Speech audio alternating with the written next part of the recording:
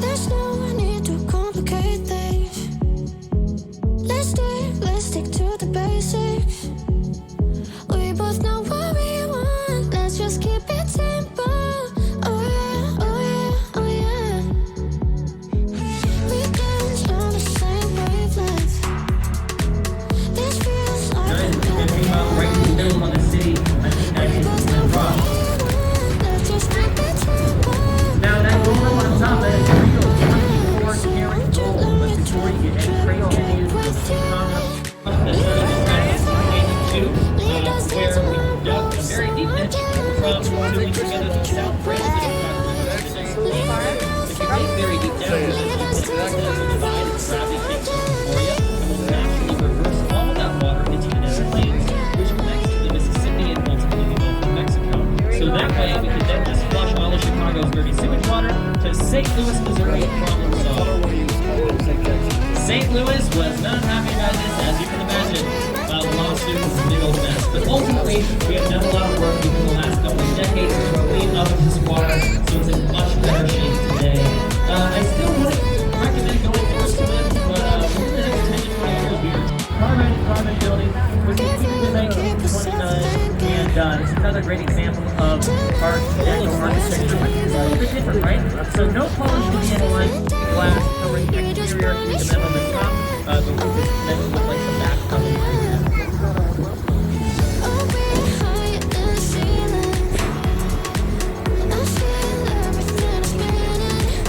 Alright folks, top left-hand side, you can see the peacock logo there, that is NBC Tower. You can notice a few things with NBC Tower. Number one, it's very similar to Dirty Rockefeller Center in New York City. Basically because we took that and then brought it here to Chicago for ourselves. You may also say, oh look, college building in a limestone, streamlined verticality, it's gotta be Art Deco. And you're not wrong. Although we've been called this style Deco for one simple reason. Art Deco was in the 1920s and early 30s. This building was not completed until 1989, so we call it Eco Deco instead because it's basically the same as the time period. You may notice a lot of TV shows filmed inside of the tower, including The Steve Harvey Show, Judge Mathis, and every single season of Jerry Springer up until 2000.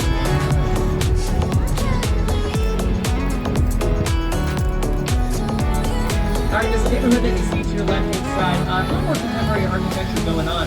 This whole neighborhood is known as Streeterville. And this is going to be the last story that I tell you today, although we still have a couple more buildings that we made our way about to here. But Streeterville is named after one of Chicago's most eccentric characters. His name was George Wellington Streeter. He went by the nickname Captain Streeter.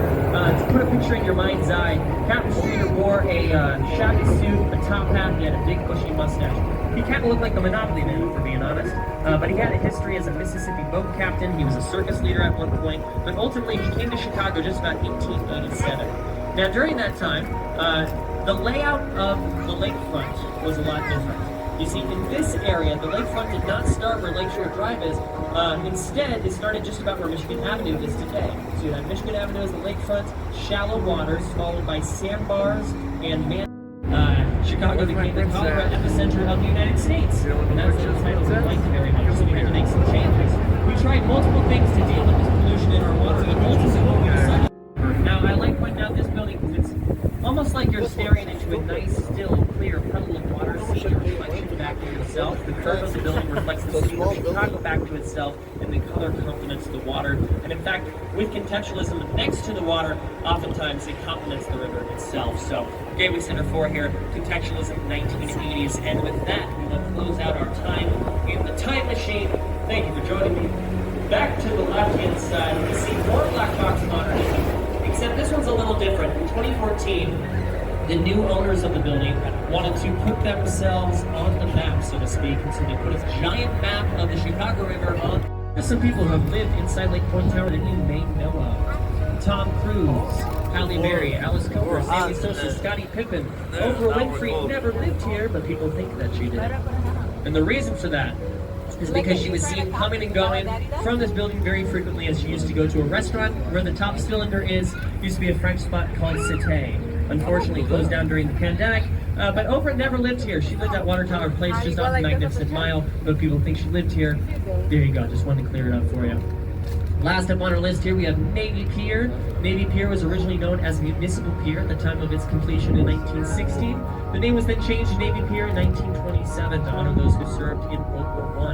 It was actually used in both World Wars for a variety of different reasons. As you can see, it's not used for war today. We hope to keep it that way. At the very end there, you have Chicago Shakespeare Theater. You have the Centennial Ferris wheel, just about half the size of that Ferris wheel at the World's Fair. The performance tents next to it, those white tents, used for concerts and performances during the summertime. And there's a central pavilion area with the Chicago Children's Museum, Giordano's, Margaritaville, if that piques your interest. As well as a new exhibit that actually just opened up called Fly Over Chicago. It's a simulated experience. I got to check it out for myself this summer, but it simulates you flying through the city so you can see all these buildings from a different perspective. I hear it's very intense. Now, take a look to the left-hand side. This is going to be the best view of the city we're going to have for our entire trip, so feel free to stand up, take some photos. We're just going to be hanging out here for just a second. But until then, stand up, take some photos. If you do need to use those restrooms, now is a great time to do so. Please make sure to do so now. To a time machine of sorts, actually. And I say that because all these buildings we're going to talk about next were built one right after the other in chronological order. Now we're starting out here in Art Deco Canyon. We'll touch on this one on the way back. But if you take a look to the right, this is an office building, 2 North Riverside Plaza from 1929. Now, something else happened in 1929. The stock market crash plunging us into the Great Depression, and things were not going very well. Followed soon after in the 1940s by World War II. Right? So we were not too concerned with creating new buildings during that time. We had some other things to think about. It was not until the 50s and 60s that this new style came around. Pioneered by Ludwig Mies van der Rohe. I mentioned him at the beginning of the tour. He left Nazi Germany, came here to Chicago. Pioneered, blue color complements the sky, and the green color says hello to the river down below.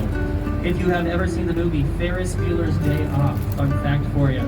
Ferris Bueller's dad worked right at the very top of the New Bean building in that movie. That's what it said. The whole scene where he's looking upon the parade, Ferris Bueller's singing the Beatles. Alright, now just in front of us here is this upside-down pencil-shaped building.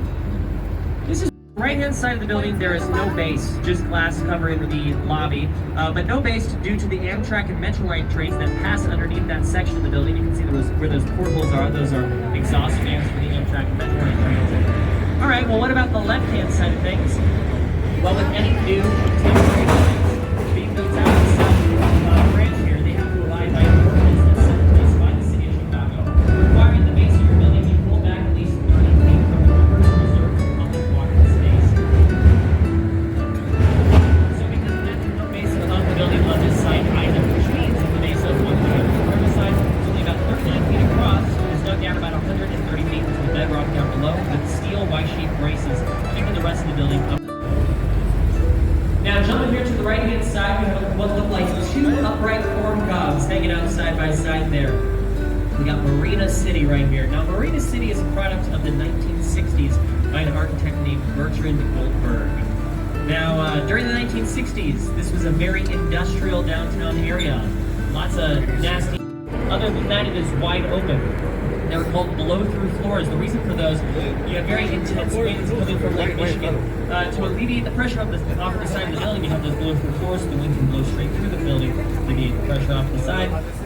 That is one out of a few ways that buildings can combat wind sway here in Chicago. We'll talk about 2 others, but yes, blow-through floors is one of them. Basically, skyscrapers all around the world are meant to sway very slightly in the wind. The whole idea is it's better for buildings to sway slightly than be too stiff and break the foundation itself. But you don't want them to sway too much, so you have to balance it in some way.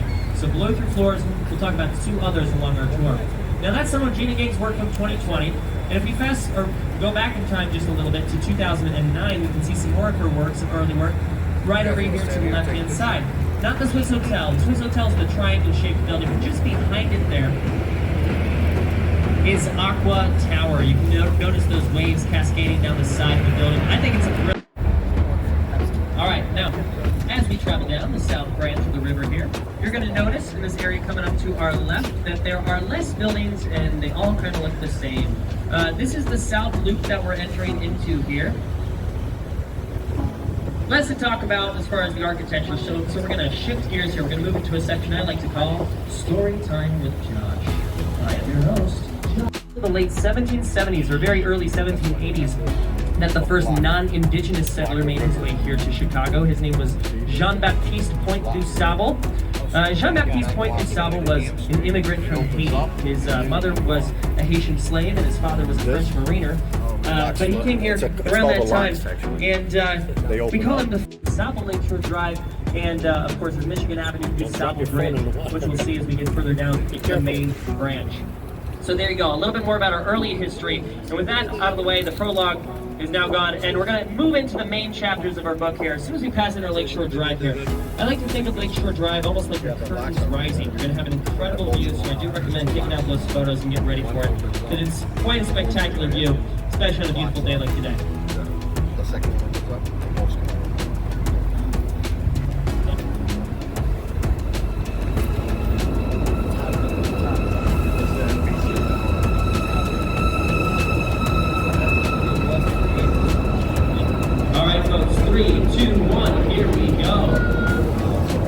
Into this architecture here. The first building up on our list is going to be here to the left-hand side. That blue wavy building is known as the St. Regis Hotel and Tower. Now, we're going to be seeing the third, second, and then the tallest building in chronological order, but we're starting out here with number 3. This is the third tallest building in Chicago, St. Regis Hotel and Tower, standing at 1,192 feet tall. Designed by an incredible Chicago local architect named Jeannie Gang of Studio Gang Architecture firm, making this also the tallest building in the world by a woman-led architecture firm. Some of Jeannie Gang's incredible work from 2020. Fairly recent addition to our city, the St. Regis has a hotel here at the bottom and the condos and luxury apartments up on top. So you have this hotel at the bottom. Room there will cost you right around $750 per night. All right, now back over here to the left, in front of the Wrigley Building, you can see the sign for the Chicago Tribune newspaper there at the thickness of Saran wrap. It's not much money, it's not going to be worth your time, so don't even worry about it. Now, as the season's getting a little bit warmer, we're entering into the summertime coming up, you might want to check out a rooftop bar. Thickness of Saran wrap. It's not much money, it's not going to be worth your time, so don't even worry about it. Now, as the season's getting a little bit warmer, we're entering into the summertime coming up, you might want to check out a rooftop bar. Explain this unique shape here. Richard Goldberg had this whole mantra. He said, "There are no right angles in nature, so why should there be in my villas?" You want to complement nature with that architecture. And so, Corncob Designs, well, it's actually said if you're looking from a bird's eye view, Marina City is supposed to look like a pair of sunflowers side by side. Now jumping here to the left, we have 77 West Wacker.